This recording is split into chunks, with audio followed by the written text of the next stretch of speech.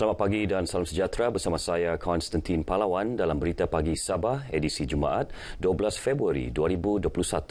Walaupun berdepan cabaran COVID-19, Sabah komited memastikan pertumbuhan ekonomi berkembang melalui pelaksanaan Hala 7 Sabah Maju Jaya menerusi Pelan Pembangunan 2021 hingga 2025. Pelan tersebut akan bergerak seiring dengan kerangka utama pembangunan negara melalui Wawasan Kemakmuran Bersama. Kerajaan Negeri Pimpinan Gabungan Rakyat Sabah telah merangka satu pelan pembangunan yang holistik bagi menjana semula pertumbuhan ekonomi, iaitu Hala 7 Sabah Maju Jaya. Selama 5 tahun di negeri ini, Hala 7 Sabah Maju Jaya ini memberi penekanan dalam sektor pertanian, perindustrian dan pelancongan. Tumpuan juga adalah kepada pembangunan modal insan dan kesejahteraan rakyat serta jaringan infrastruktur dan kelestarian hijau.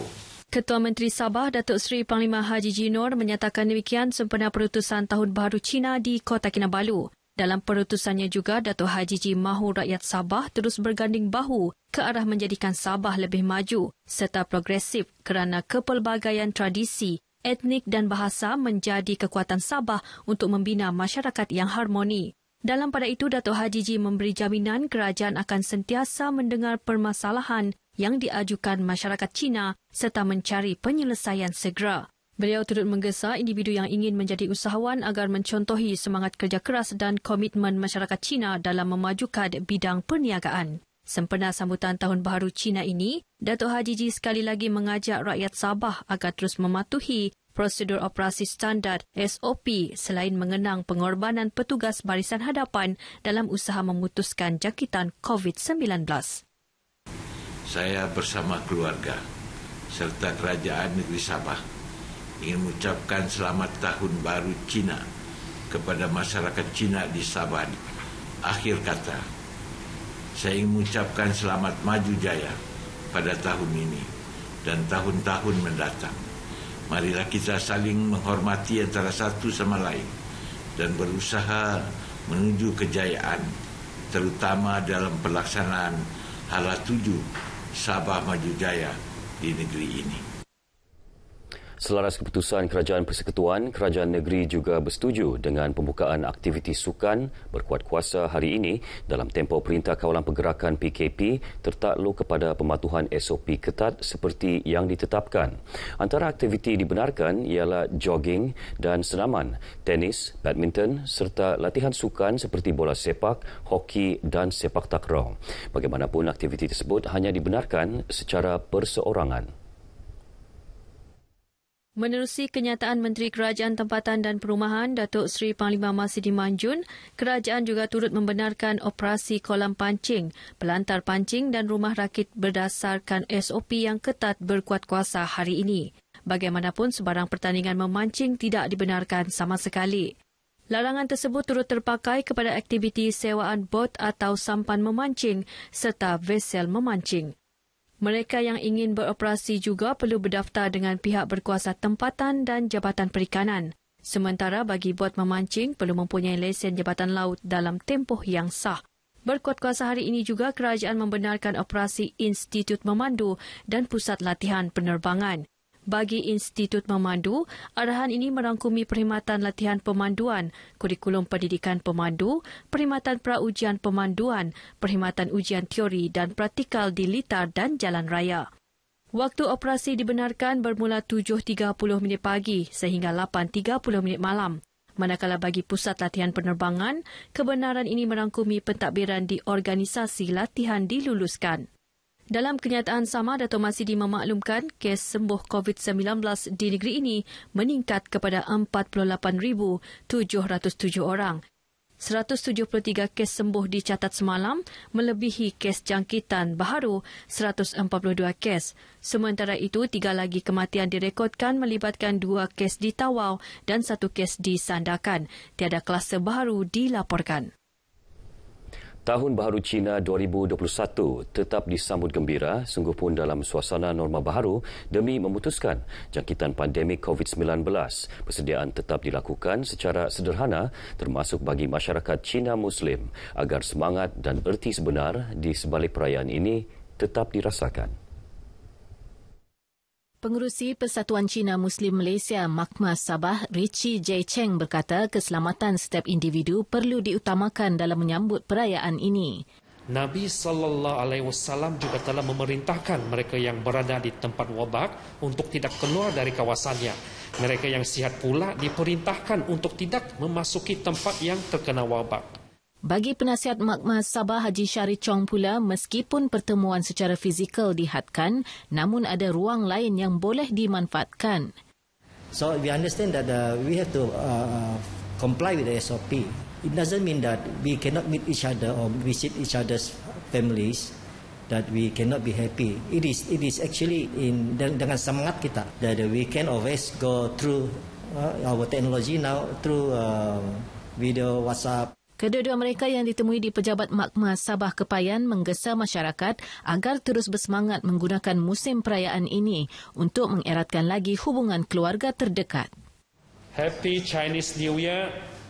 Selamat Tahun Baru Cina. Gong xi fa cai. Wan si ru yi. Nian nian you yi. Liang si ping an. I take this opportunity to wish everybody Gong hi fa cai. Liang si ping an. Walaupun menyambutnya dalam suasana norma baharu, namun tradisi Tahun Baharu Cina yang sinonim dengan tarian singa tidak dilupakan. Di Kudat, Pertubuhan Tionghoa menerima sumbangan daripada kerajaan negeri berbentuk set kostum tarian singa untuk keperluan persatuan tersebut pada sambutan perayaan akan datang. Ini kerana kali ini persembahan tarian singa tidak dibenarkan. Pembantu Menteri Sains, Teknologi dan Inovasi Datuk Seri Dr. Rodi Awah berkata, sumbangan tersebut bukti kerajaan negeri Sabah sentiasa prihatin dengan nasib rakyat yang terkesan sejak wabak COVID-19 melanda negara. Ini satu penghargaan kepada Persatuan Hokkien dan juga Tionghoa di Kudat kerana kerajaan negeri tetap akan memastikan bahawa apa juga keperluan akan sampai kepada sasarannya. Beliau berkata demikian kepada RTM selepas menyampaikan sumbangan kepada Persatuan Tionghoa di Kudat. Beliau turut menghulurkan sumbangan peribadi kepada 6 persatuan Tionghoa tersebut. Sangat baik, terutamanya memberikan satu sumbangan yang begitu ikhlas kepada rakyat, khususnya di Nampak Tanjung Kapur ini. Bermula 10 Februari, makan di restoran atau dine-in mula dibenarkan dengan syarat mematuhi SOP ketat termasuk had 2 orang semeja. Pengusaha restoran meluahkan rasa syukur kerana pertimbangan kerajaan namun mengakui masih berdepan cabaran menarik semula pelanggan dan keadaan ini memaksa mereka lebih kreatif serta berani mencuba alternatif lain. Seorang pemilik restoran di Kepayan, Kota Kinabalu memberi pilihan kepada pelanggannya untuk dine-in dalam kenderaan masing-masing. Bersama wartawan Sarifah Monazra Sarip. Muhammad Rizwan Aris, 29 tahun yang baru sahaja memulakan perniagaan tahun lepas, berdepan cabaran demi cabaran berikutan peningkatan penularan pandemik mengakibatkan pelaksanaan Perintah Kawalan Pergerakan PKP menghadkan aktiviti perniagaan dan orang awam. Bagi menarik lebih ramai pelanggan sekaligus memastikan operasi diteruskan, pemilik restoran sup ikan ini menyediakan makanan di atas talam atau dulang untuk pelanggan makan dalam kenderaan. Bermula Januari lalu, konsep ini mendapat sambutan baik sekaligus membantu beliau terus menjana pendapatan bersama 12 pekerjanya. Memang sangat terkesanlah dengan keadaan PKP ini. Lepas tu jarak masa pun terhad sesuatu tempat tu untuk pergilah. Dan kita pun ambil itu idea kan sebagai satu langkah drastik untuk kita majukan. Jadi kami sediakan satu dulang talam makan di kereta, sambil itu kita patuh SOP semula lah. Antara menu pilihan ramai ialah sup ikan, tom yum dan isi ikan.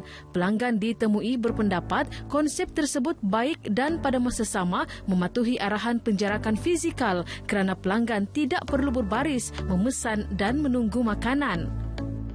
Ya, sangat mudah lah pasal memandangkan sekarang ni orang bilang zaman COVID kan, dan jadi kita cuma berada dalam kereta masing-masing lah. Jadi orang akan serve, makan dan rasa pun boleh tahan juga. Makan dalam kereta ada baguslah sebab itu dari kita ini dari yang COVID punya kan mengelak daripada masalah itulah berbaris semua, jadi senang sikit lah. Kalau lepas makan dalam kereta boleh balik lah. Cara begini kita mengelak, kita ikut jarak apa yang patut yang disarankan oleh kerajaan. Jadi supaya kita elakkan daripada virus yang kita lalui sekarang. Usaha peniaga ini memperlihat kesungguhan mempelbagai operasi agar dapat terus bertahan di samping memastikan pembudayaan norma baharu dipatuhi sepenuhnya. Hampir gulung tikar disebabkan kesan pandemik COVID-19 terhadap perniagaannya. Namun, peniaga ini tidak berputus asa dan beliau telah mencipta sesuatu yang baharu, iaitu dengan makan di dalam kereta seperti sekarang ini. Dan konsep ini mampu mendidik masyarakat untuk terus mematuhi prosedur operasi standard. Laporan Sarifah Munazah Sarip, Berita RTM.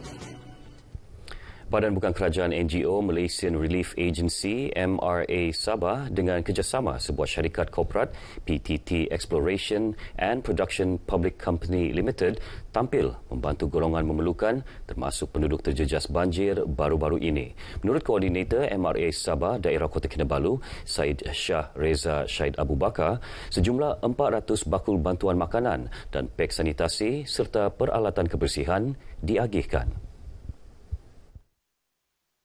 Bantuan bernilai lebih RM20,000 tersebut diagihkan kepada penduduk terjejas banjir di Lahad Datu, Beluran, Putatan, Pinampang dan Sipitang. Program ini kita sudah anjurkan sejak 3 hari yang lepas, yang mana sebanyak 400 pek makanan asas dan sanitasi serta program disinfeksi dan pembersihan di seluruh Sabah. Syed Shah ditemui RTM selepas menyerahkan 40 bakul bantuan makanan, pek sanitasi dan peralatan kebersihan di Pusat Kawalan Operasi Bencana PKOB Daerah Putatan. Penolong Pegawai Daerah Pentadbiran Putatan Muhammad Ikram Aidi turut memuji usaha NGO berkenaan. Kami berbesar hatilah di atas sumbangan pihak MRA kepada PKOB Daerah Putatan. Seingat saya sebelum ini pun ada sudah sumbangan yang telah dilakukan oleh pihak MRA. MRA Sabah antara yang aktif menyalurkan bakul makanan serta keperluan petugas barisan hadapan di negeri ini sejak tahun lalu. Paparan tadi mengakhiri Berita Pagi Sabah kali ini dan sebelum berpisah, kami warga RTM Sabah mengucapkan selamat menyambut Tahun Baru Cina. Gong Si Fa Cai. Saya Konstantin Palawan. Jumpa lagi.